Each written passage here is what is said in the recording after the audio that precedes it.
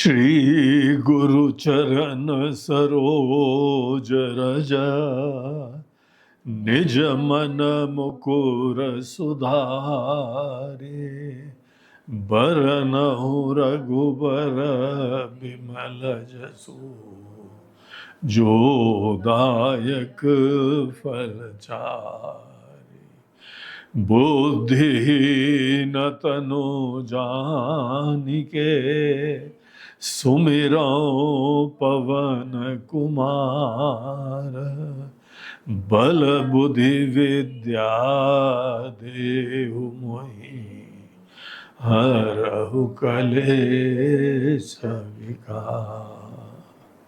बोलो सियावर रामचंद्र की जय, पवन सुत हनुमान की जय। बोलो भाई सब संतन की जय। आइए हम लोग 14वां और 15वां पड़ाव बल्कि चौपाई, उस चौपाई का पहले पाठ करें, फिर उसका चिंतन करेंगे। सनकादिक ब्रह्मादि मुनीसा नारद सारद सहित अहिसा जम कुबेर दिगपाल जहाँते कवि को विद कही सके कांते। ये प्रसंग चल रहा है जब भगवान श्री राम लक्ष्मण जी को जो जीवन दान मिला है उसको विशेष रूप से निमित्त बना के, क्योंकि लक्ष्मण जी को जो जीवन दान मिला वो असंभव तरीके से मिला है। कौन कर सकता है? पूरा सुषेण वैद्य जी उनकी डिस्पेंसरी के साथ ले आओ, चुटकी भर में। और देखो निश्चय कितना बढ़िया जल्दी होता है। उचित निर्णय, शीघ्र निर्णय, ये व्यक्ति के धार्मिक आध्यात्मिक विवेक की कसौटी होती है। आपके जीवन में परिस्थितियां सतत आती रहेंगी।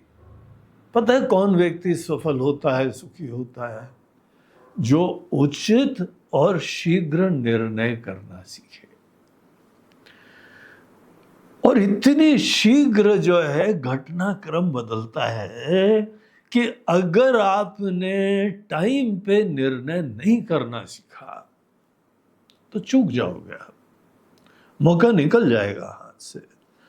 आप व्यापारी हो, कहीं प्रोफेशनल हो, किसी का इलाज कर रहे हो, किसी की वकालत कर रहे हो, जज साहब के कोर्ट में खड़े हुए हो, या कहीं पे सीए हो, कहीं पे जो है वह खेती कर रहे हो। और कितने प्रकार के आजकल उद्योग होते हैं। वैज्ञानिक हो, शोध कर रहे हो,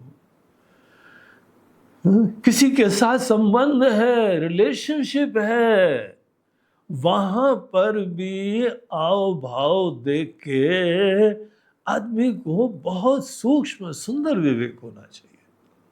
तत्क्षण ताड़ जाए आदमी। ये क्षमता धीमे धीमे प्रयास से, प्रार्थना से और शास्त्र के ज्ञान से, व्यवहार कुशलता से तब जाके आती है ये। और ऐसे व्यक्ति को कोई अंगूठियां पहनने की जरूरत नहीं है। ये ग्रह के लिए ये पहन लो, ये ग्रह के लिए ये पहन लो, इसकी शांति के लिए पहन लो। ये सब कमजोर लोग हैं। ये सब लोग बुद्धि विहीन लोग हैं, अकल नहीं यूज करते हैं। हर परिस्थितियां भगवान ला रहे हैं, ये बात सही है ना? हर परिस्थिति जब भगवान ही लाते हैं, आपको कौन सी चिंता करनी चाहिए? परिस्थिति की अनुकूलता के लिए आप विचार कर रहे हो। कितना जो है यह भ्रामक सा विचार है। इतना ज्यादा जो है ये सब क्षमा करो, ज्योतिषियों ने लोगों को भ्रमित कर रखा है। उनके दिमाग में ये बात नहीं बैठती है जो गीता में बताई है। हर परिस्थिति भगवान अपने हाथ से दे रहे हैं, और अगर आप कर पाओगे ना तो वही उचित मुहूर्त होता है। इसीलिए जब भी कोई परिस्थिति आए, शीघ्र उचित निर्णय लेना सीखो। आपको पता है पूरी गीता के अंदर अर्जुन का प्रॉब्लम क्या था? अर्जुन ने एक जीवन की परिस्थिति जब प्राप्त करी तो उसको समझ में नहीं आ रहा था उचित क्या है, अटक गया बेचारा।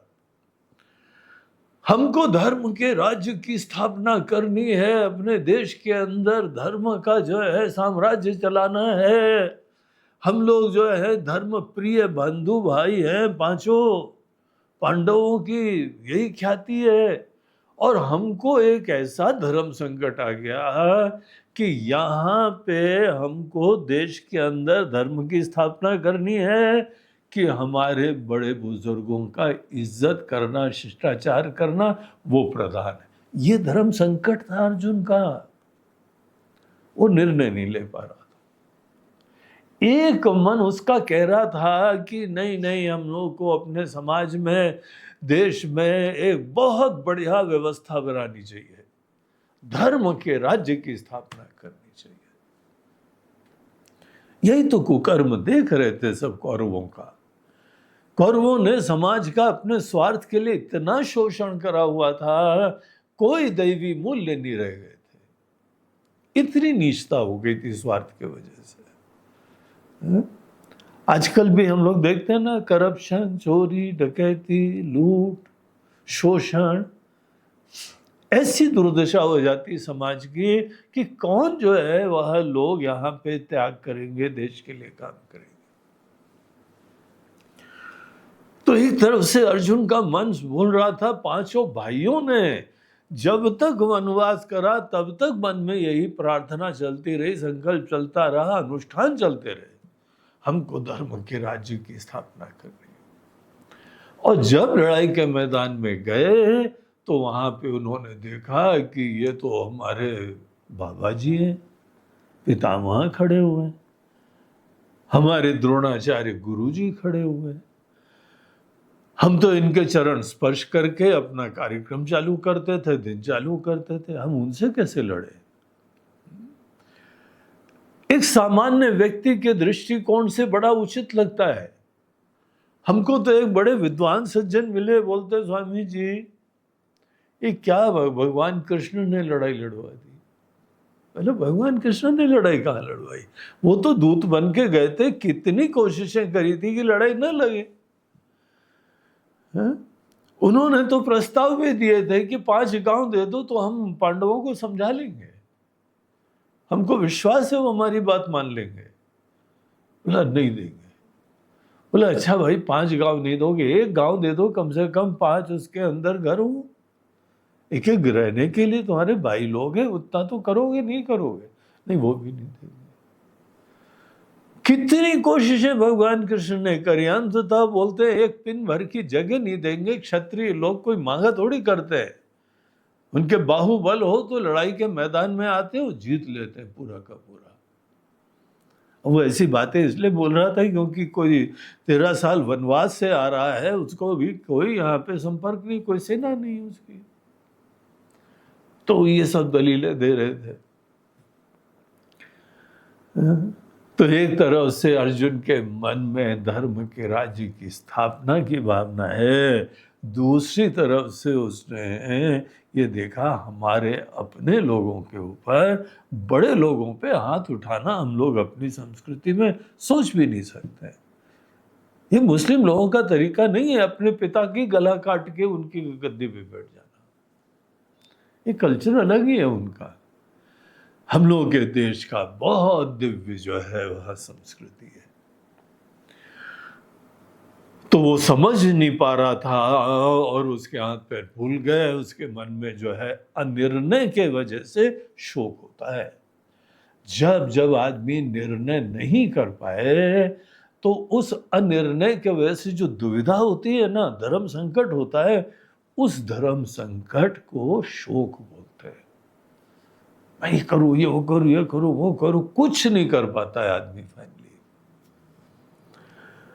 और पूरी गीता के अंदर भगवान ने एक ऐसा दृष्टिकोण बताया, बोलते हैं कोई भी व्यक्ति आता है, हमारा सेवक बन के आता है और हमारे कार्य करना सर्वोपरि होता है, धर्म की स्थापना करना सर्वोपरि होता है।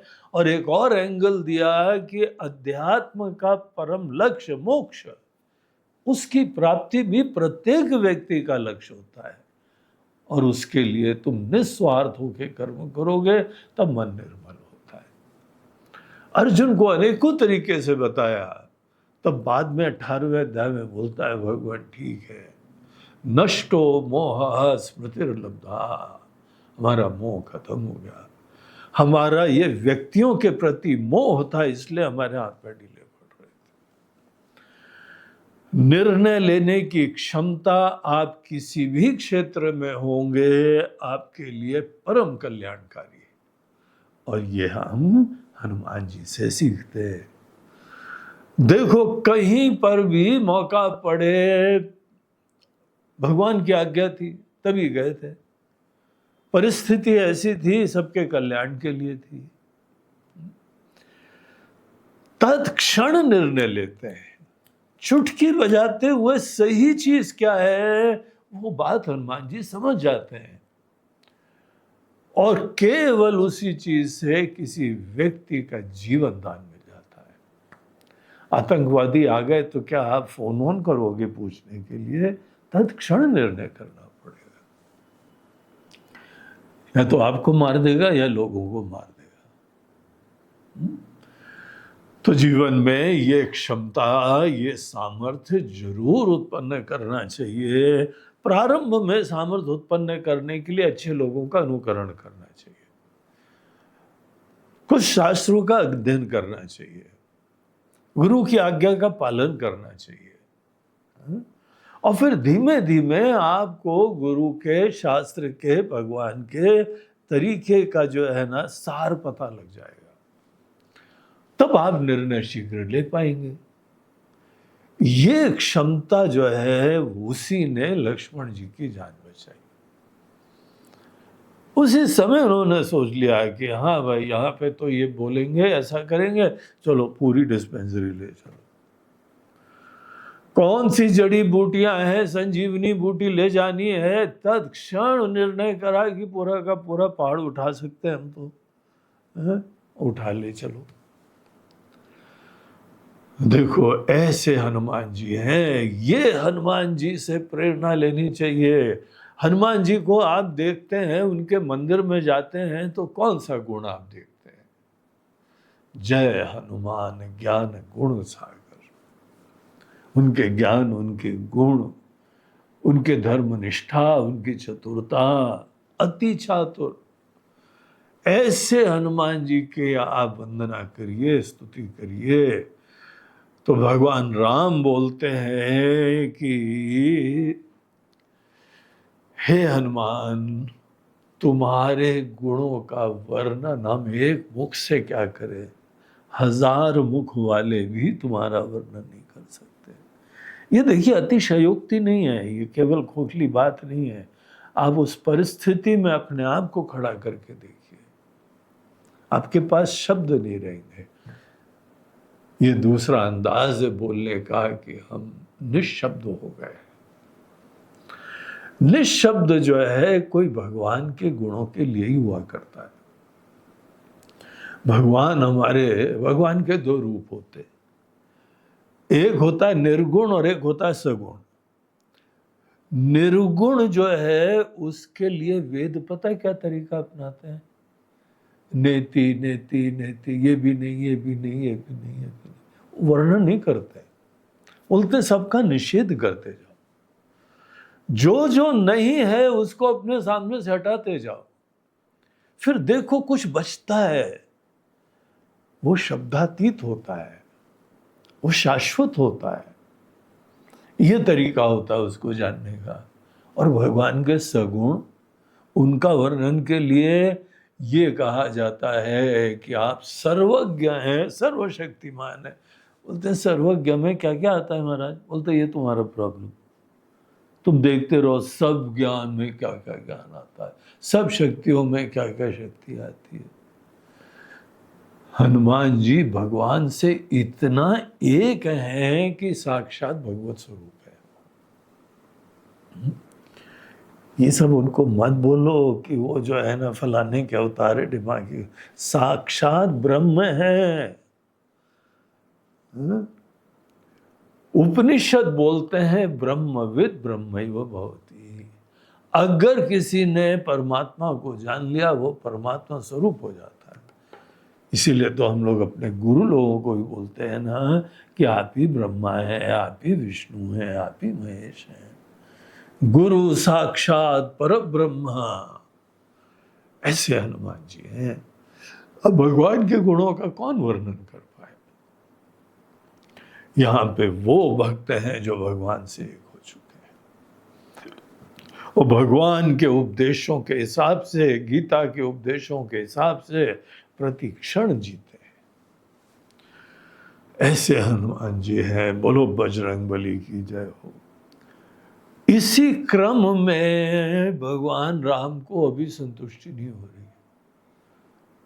1000 मुख वाले शेषनाग भी आपका वर्णन नहीं कर सकते, आपके गुणों की बखान नहीं कर सकते। ये हम दिल से बोल रहे हैं। और आगे क्या बोलते हैं? सनकादिक ब्रह्मादि मुनीषा। सनक आदि ब्रह्मा जी के पुत्र, ब्रह्मा जी के ये मानस पुत्र हैं, सनक, सनंदना, सनातन और सनत कुमार। और इनको भगवान विष्णु के 24 अवतारों में से पहला उनका अवतार कहा जाता है, सनक सनंदन आदि। और इनका जन्म केवल धर्म की स्थापना के लिए होता है। धर्म की स्थापना, ज्ञान की स्थापना सबसे पहले भगवान के मन की उपज है। ये इनको ही मानस पुत्र कहते हैं, ब्रह्मा जी के।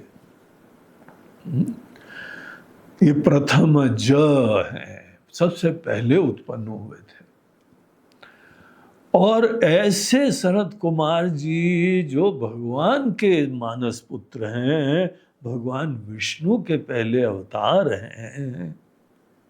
उसके बाद भगवान के अनेकों अवतार हुए, 24 अवतारों में से पहले अवतार।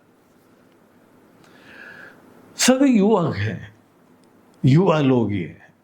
युवा लोगों के बारे में कोई बहुत ही जो है वो ये होपलेसनेस, निराशा नहीं रखनी चाहिए। सनक सनंदन आदि दिखाते हैं कि युवा अवस्था में ही अच्छे संस्कारों का बीज पड़ जाता है। ऐसे सनक सनंदन आदि हैं। और ये ब्रह्मा जी के 4 के मन से उत्पन्न, हृदय से उत्पन्न संतान बहुत बड़े ज्ञानी हैं और बड़े शांत रहते हैं। जहाँ जाते हैं ज्ञान की प्रकाश, उसकी आभा फैला देते हैं, ज्ञान की सुगंध चारों तरफ निसृत कर देते हैं। कहीं पर भी कोई होता है सनक सनंदन आदि का, आप आह्वान भी कर सकते हैं। चारों भाई साथ में रहते हैं। सनक सनंदन आदि बहुत सारी शिक्षा देते हैं, भाइयों को भी शिक्षा देते हैं। देखो चारों भाई बहुत प्रेम से साथ में रहते हैं और चारों भाई धर्म के काम में निष्ठ रहते हैं। धर्म का काम वो होता है जो भगवत इच्छा होती है। भगवत इच्छा को समझ जाना, भगवत इच्छा के हिसाब से जीना, इसी को धर्म बोलते हैं। और धर्म से ही दुनिया की धारणा होती है, धारण करी जाती है दुनिया। आपका घर अच्छी तरह से चल पाता है, सब अच्छे मूल्यों से युक्त है। एक दुष्ट आ जाए, एक अहंकारी आ जाए, एक अभिमानी आ जाए, सब जो है ना तालमेल खराब हो जाता है। जैसे संगीत के अनेकों आद्य वाद्य चल रहे हैं, सब एक सुर में बजाएंगे तो संगीत हो जाएगा, और एक गलत सुर पकड़ ले एकदम ऐसा लगता है मुंह में कंकड़ आ गया, इतना विचित्र लगता है। क्योंकि वो हारमोनी खत्म हो जाती है। हारमोनी हमको पता नहीं है, ज्ञान नहीं है, लेकिन फील हो जाती है। तो इसीलिए सब सुर में रहते हैं। जब पूरी दुनिया, देखिए इंसान के अलावा पूरी प्रकृति भगवान के इशारों से काम करती है, उनकी इच्छा के अनुरूप जीती है। फूल खिलते हैं, पत्ते नए आते हैं, समय आने पे पत्ते झड़ जाते हैं, फल आते हैं, सब ईश्वर की इच्छा के अनुरूप दुनिया चलती है। मनुष्य के पास भगवान ने स्वतंत्रता दी, स्वतंत्रता के साथ साथ शास्त्र भी दिए। शास्त्र जो है ना, इंस्ट्रक्शन मैनुअल जैसे होता है, जीवन कैसे जीना चाहिए उसका सलीका, उसका तरीका बताते हैं। अब एक समय हम लोगों के देश में ये सब शास्त्रों का ज्ञान बहुत अच्छी तरह से दिया जाता था, धीमे धीमे खत्म हो गया, इसीलिए अधर्म फैल गया।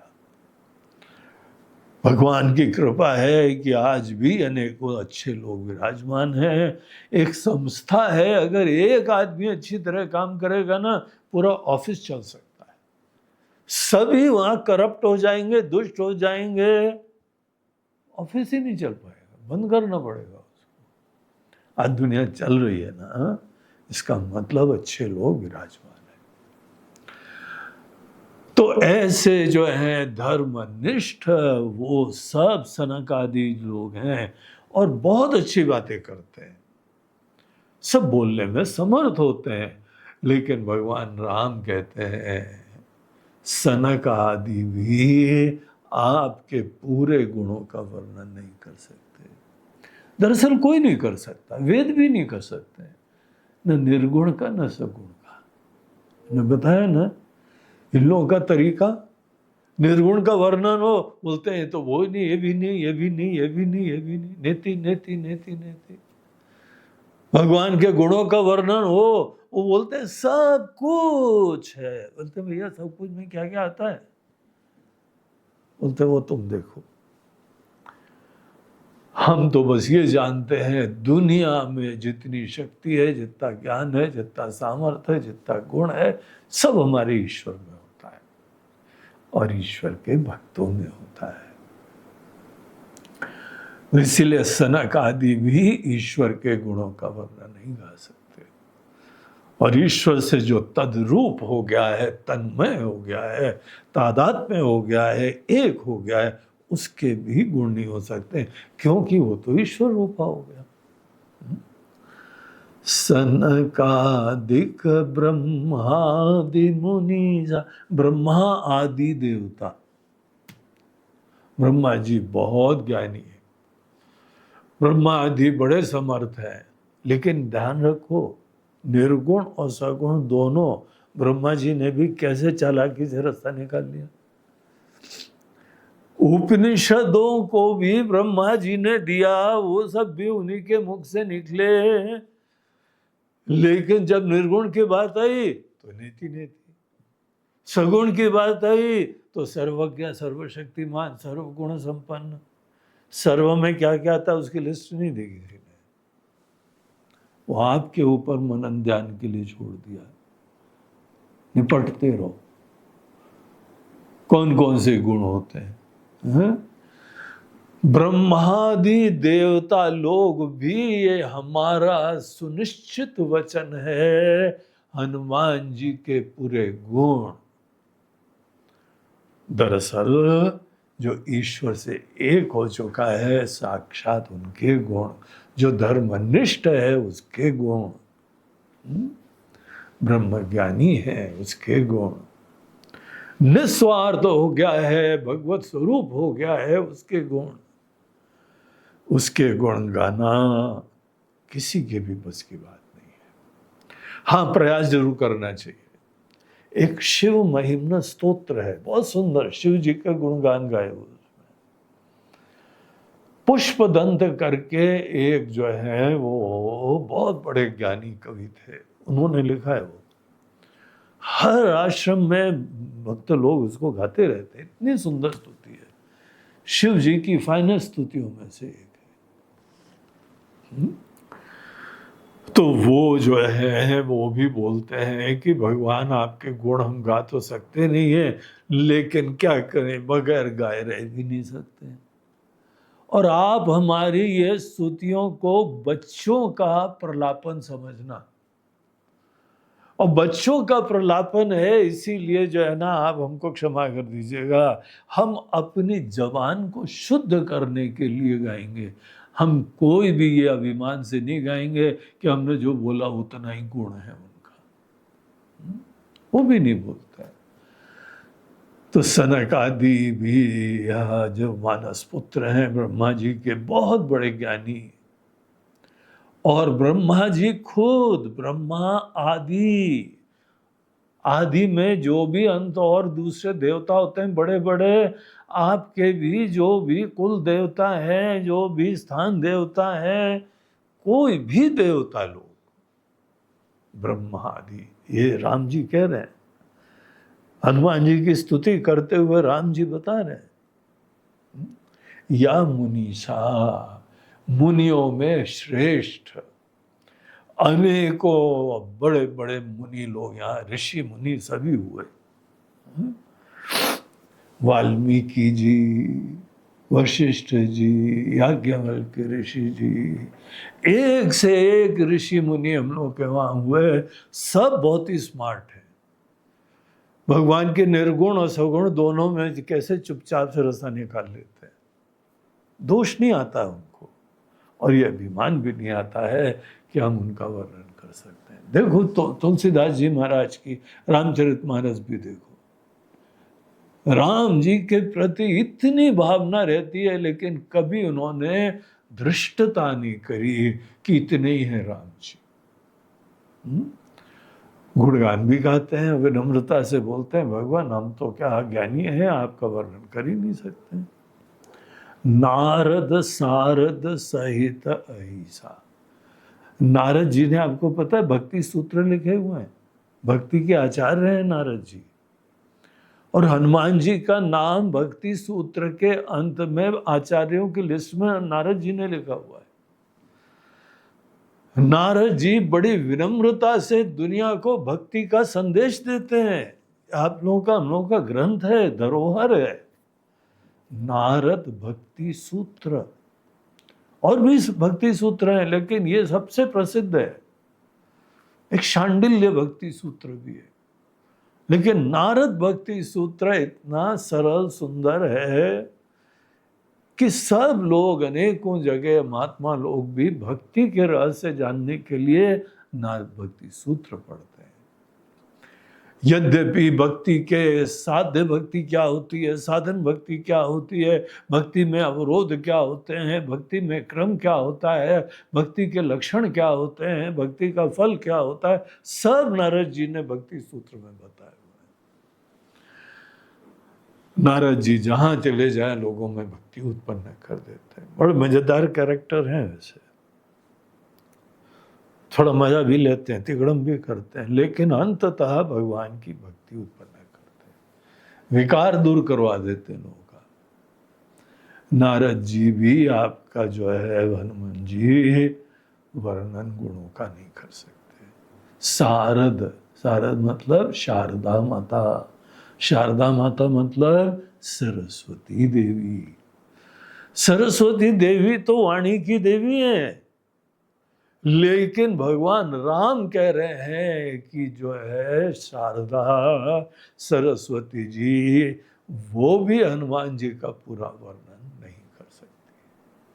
हम जानते हैं सरस्वती जी को हमने बनाया है, उनका सामंत भी हमने बनाया है, और हनुमान जी को भी हम देख रहे हैं, कोई नहीं गा सकता है। लेकिन गाने की कोशिश जरूर करनी चाहिए, पढ़ना भी चाहिए, हनुमान चालीसा भी पढ़नी चाहिए। इससे क्या होता है, विनम्रता से आदमी पढ़ता है, समझने की कोशिश करता रहता है। शारदा जी के साथ अहिसा, फिर से जो है वो शेषनाग जी की बात करते हैं। शेषनाग जी की बात करते हुए जैसे भगवान बोलते हैं पराकाष्ठा है, हजार मुंह वाले वो भी नहीं कर सकते। इतने राम जी खुश हैं। आगे भी जो है वो कुछ चर्चा करते हैं, लेकिन हमारी सामने घड़ी रखी है, वो बोलते हैं बस करो, अब कुछ कल के लिए भी छोड़ो। तो फिर घड़ी को हम जो है वो प्रणाम करते हैं, बोलते हैं ठीक है देवी, आगे जो है 15वीं चौपाई के ऊपर हम कल चर्चा कंटिन्यू करेंगे। बोलो सियावर रामचंद्र की जय, पवन सुत हनुमान की, बोलो भाई सब संतन की जय। नमः पार्वती पते हर हर